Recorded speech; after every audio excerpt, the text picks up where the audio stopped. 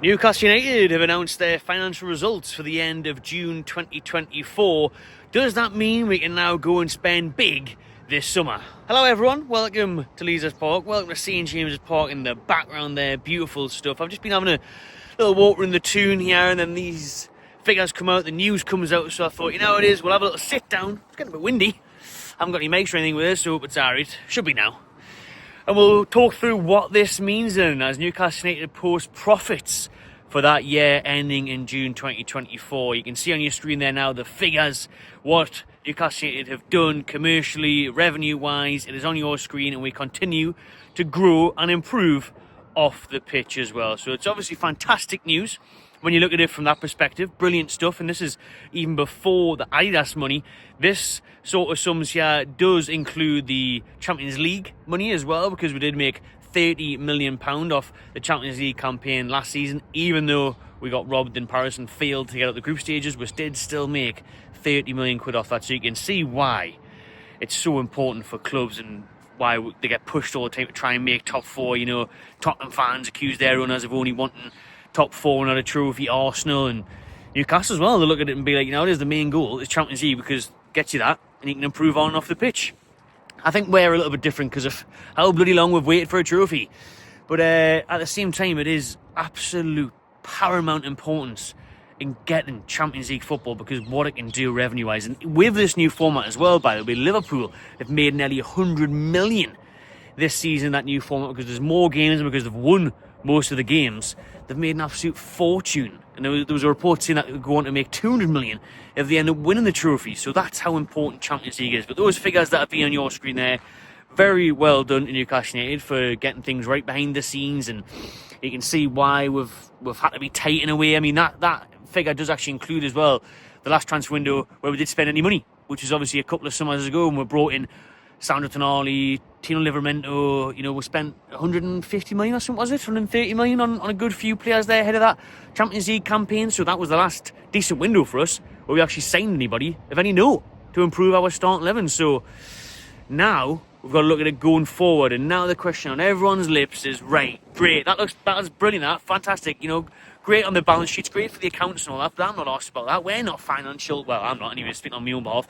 Most fans, you know, we're not financial experts, we're not accountants, we're not bothered about balance sheets and profit margins and that. We want to see our team bloody win trophies and sign players. Can we do it then? This summer, can Newcastle get back to spending some cash? Because obviously January just gone there, didn't spend a penny. Sold as well. So these figures may look even better once more. Well, they will do when they get announced this time next year, because obviously the Lloyd Kelly sale, the Almiron sale, 3 windows now gone by without spending any big money, without strengthening the starting 11. So that's huge as well.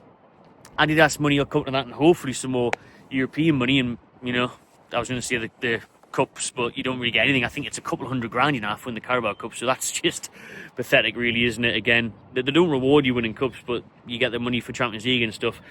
But the question everyone's asking now, when I put this out on social media, Newcastle posting profits of 28%, you know, up to 300 and odd million now, brilliant stuff, right? Great, but can we actually spend any of that in the transfer window? Have we been given the green light? Is the button being pushed, activated, enabled on a transfer spending spree this summer behind me? Hopefully. I think it will. I think we've got to now. You know, we're in a good shape now. I think with FFP and PSR, that's the main reason we haven't bought in January. I mean, not even getting loans or anything in. They just haven't risked it, and they are saving themselves for this summer. And those figures prove that we can go out and spend now. I don't think it'll be astronomical. I don't think it means we'll go out and spend 300 million. But I do think we'll spend at least a minimum of £100 million this summer. I think we will, especially if we get European football. But I can see Newcastle spending anywhere between 100 or 150 million this summer. Just my opinion, and you can go off the accounts and the figures and everything, but you know, that's without selling anyone. If someone does come in for a massive offer for an Isaac, a Gordon, a Bruno, or whatever, then it'll be even more than that, obviously, because, you know, selling a player of a big fee means you can spend 3 times that amount. So I think we will see that. I think we will see a bit of movement on sales we've done in the past, and like I say, with the Adidas money coming in, we're continuously getting more sponsors and more things happening at St James's Park. Sam Fenner's playing here this summer and stuff, so the Stack as well has had great improvements on the matchday revenue. That's not really included in those figures, so again, it's gone up on that part. So I think in the summer we will see Newcastle spend finally. I think we will be signing a centre back, we will sign a right winger / forward, maybe even a midfielder as well. As we're likely to sell once more. Longstaff's probably going to leave. There's lots of contracts expiring. Wilson, Lascelles and that. Trafford's going to be coming in. That looks certain to happen. So I think Newcastle will spend at least 100 million this summer. So this news is great for us. It means we can go out and spend some money now, but at the same time, we're still miles behind. Miles behind our top 6 competitors. Man United, Man City, say Man United. More like relegation battle now, aren't they? But they're obviously still, they're in a mess a bit financially, but our revenue is still less than half of what those is. You know what I mean? So pretty much half of, your Chelsea's, your Man City's, Tottenham even. Teams like this that we are well above in the table now. Tottenham, Man United are bottom half. But they're still bringing in way more than us. Profitability, revenue, commercially, everything. A lot more than us. So a lot of catching up to still do for the Toon on that front. But listen, we're in the baby stages here. We're in the early stages of where we're at, getting things through the door, because obviously we were a mess 3-4 years ago before this takeover happened. Mike Ashley wasn't trying, wasn't doing anything, was just finished 17th, put sports direct in your face everywhere. That's all I'm asked about. Free agents. So there's been a lot to do on and off the field since the Saudis have took over, but those figures are looking good. The revenue's on the up. Everything is pointing that way. That is what we want to see. And this summer, we want to see some new faces behind me at St James's Park, don't we, everyone? So let us know what you think in the comments of the figures, what it means. Are you excited? Do you think we will spend big this summer? Drop in the comments some figures. How much do you think we're going to spend? 50 million? 100 million? Nout?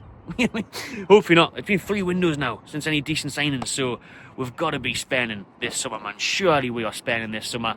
I think we have got the green light, the go ahead now to be able to spend, to be able to put some money behind us. And yeah, there's rumours flying about the day of who we're going to sign already, who we're going to sell. PSG offering Koulibaly, Asensio and Gonzalo Ramos, who Newcastle scouted heavily a few years ago from Benfica. All of them 3 players are getting offered for Alexander Isak. I mean, that's crazy stuff, isn't it?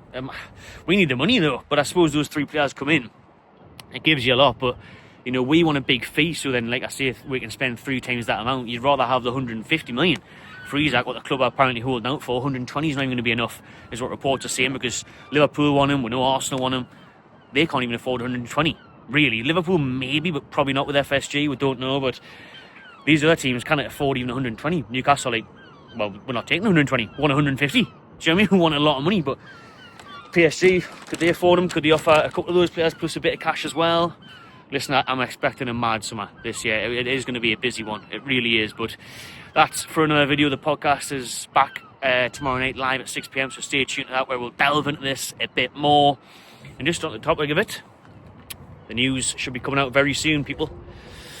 In the next month or so. Obviously, Yasser Al-Ramian from PIF was here for the Forest game. They were having meetings at Matfin Hall about the new stadium. This has been earmarked as a potential site. Lee's just behind us there, where they could build a new stadium there. Loads to talk about there, loads of different things to work out, but new stadium news coming soon. Transfer windows coming soon. A cup final coming soon. Oh, less than 2 weeks now. Just over 10 days until Newcastle are back at Wembley. I'll be there, Carabao Cup final. A little announcement from me as well on a personal one, that I will be hosting Box Park Wembley again, so I'm buzzing for that. The official Newcastle United fan zone. I'll be on stage once again like I was 2 years ago with you lot, having some great prizes, some great giveaways, and of course Toon legends. Shola Ramiobi was there last time, Brian Taylor, Jeremy Kyle. Jeremy Kyle was there, so it's going to be a class day, a great build-up to the big Carabao Cup final, so I'm buzzing for that one, excited to host that one once again. What a day it's going to be. Oh man, I know it's been a bit iffy lately after getting knocked out the cup here against Brighton on Sunday, but let's just be optimistic now, man. Let's be confident, let's just go for it, let's just back them. This time next week we'll know the West Ham score, and then we'll be well into the thick of Wembley week and the countdown to the final, so there's still lots to be positive about, lots to be excited about, and get behind the lads for that cup final in 10 days time or so. Sunday, week on Sunday for the Carabao Cup final. Imagine if we can do it. Imagine the scenes here in the Toon. The Leeds Park won't be this quiet, will it? If we end up beating Liverpool and finally getting a trophy back to the Toon. But I've went through a few things in that video there, people. You just can have a look yourselves on the Newcastle United site and everything for more info on the figures and that, but I've put them on the screen. So I hope you've enjoyed this one. thank you for watching. Subscribe to Magpie Channel TV and enjoy yourself.